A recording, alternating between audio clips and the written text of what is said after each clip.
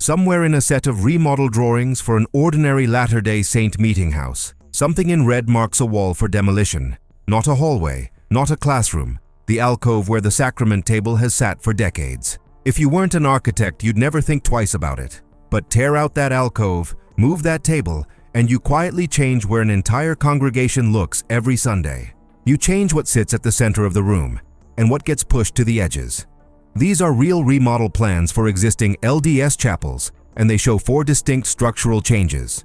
Not paint, not carpet. Load-bearing decisions about where the most sacred object in the room belongs, where the priesthood sits, and how the congregation is arranged to face it.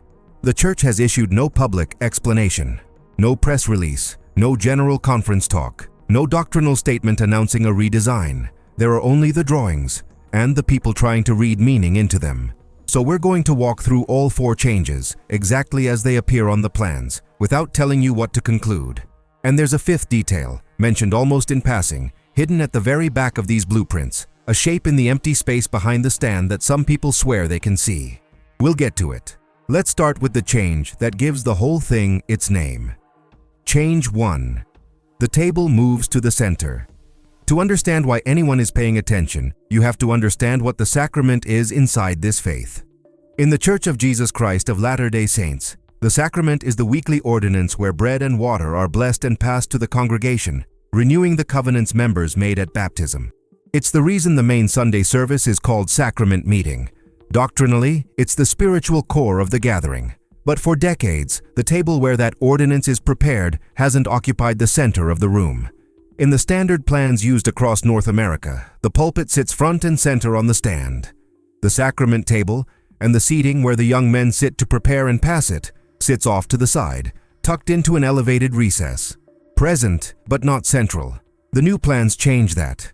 The table and the priesthood seating around it leave the side of the hall entirely and move to the front and center, directly below the main pulpit. What was on the edge of the room becomes its focal point. And this isn't without precedent. Go back far enough and you find early LDS chapels built exactly this way. The sacrament table at the center, the pulpit off to the side. The Spring City Ward in Utah, built in 1902, still shows that older logic. A table centered in the room and in front of the pulpit, the focal point of the entire space.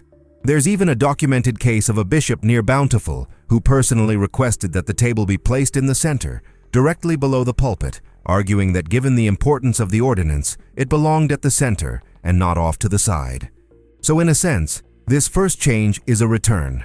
The church, on paper, reversing an arrangement it adopted in the 20th century. But moving a table isn't as simple as sliding furniture.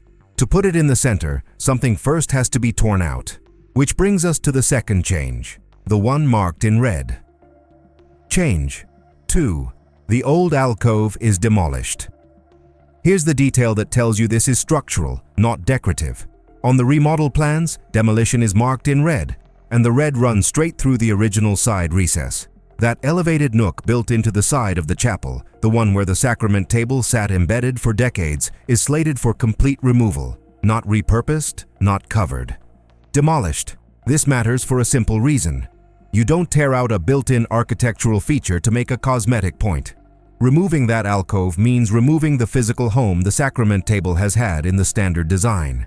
Erasing the side position so thoroughly that there's no longer a place for the table to return to. The old arrangement isn't just being deprioritized.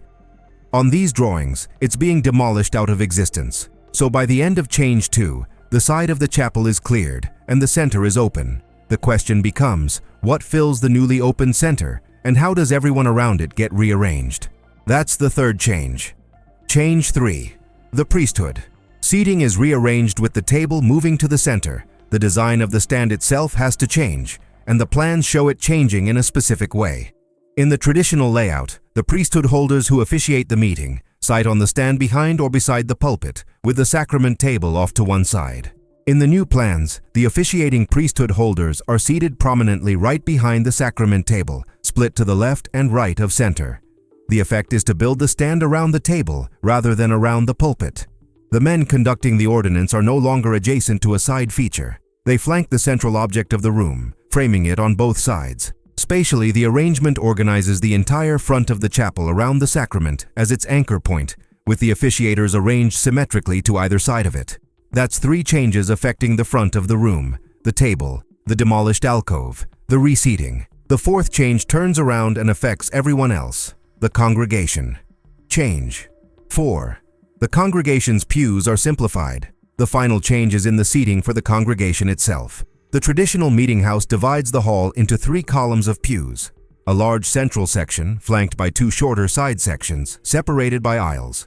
The new plans simplify that. Instead of 3 columns, the layout is reduced to 2 main sections of pews. On the drawings, this reads as an optimization, a cleaner arrangement that directs the seating toward the newly centralized front. With the focal point now dead center, the congregation's rows are reorganized to face that center more directly, rather than being split across a 3-column grid oriented toward a pulpit-dominated stand. Whether that's purely practical or quietly symbolic is left to interpretation. But structurally, the result is a room whose seating, whose officiators, and whose central ordinance are now all aligned on a single axis running straight down the middle of the hall. And then there's the thing mentioned almost in passing. Beyond the 4 structural changes, observers looking at these plans note a few aesthetic elements: a proposed lighting scheme with new suspended chandeliers, and an open space at the rear of the stand that, depending on how you look at it, resembles the shape of a cross. This is where the neutral account has to be careful. The cross is not a standard feature of LDS worship spaces. The faith has historically not displayed it in its chapels. So whether that open shape at the back is an intentional gesture, a coincidence of the floor plan, or simply something the eye assembles out of negative space is genuinely unclear. The people who spotted it aren't claiming it's confirmed. They're pointing at an outline and asking a question. It's worth naming precisely because it's uncertain, a detail that may mean everything or nothing at all. So where does that leave us? The verifiable facts are the 4 changes on the plans. The sacrament table moves from the side to the center, directly below the pulpit. The original side alcove is marked for demolition.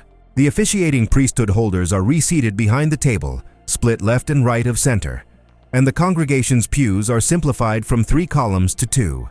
Around those, quieter details, new chandeliers, and an open rear space some read as a cross. What almost everyone agrees on is the underlying principle: buildings shape behavior. Where a room tells you to look changes what feels central, what feels secondary, and how you experience an hour of your week. Move the table to the center, tear out the old alcove, rearrange the priesthood around the ordinance, and realign the pews to face it. And you've subtly changed the psychology of everyone in the room. Not through a sermon, not through a policy, through the silent argument of the space itself. Some will read this as the sacrament, and therefore Christ, being restored to the literal center of worship. Others will read it as chapels being reshaped to resemble mainstream Christian churches. Others still will wonder whether a room this tightly centered on one ordinance is being quietly prepared for a shorter meeting someday. The drawings are real. The reasons are still being written. Here's where we hand it to you. You've now seen the same 4 changes the analysts are working from: the table, the demolished alcove, the reseated priesthood, the simplified pews, and that strange open shape at the back. So tell us honestly, when you picture this redesigned chapel, what argument do you think the room is making?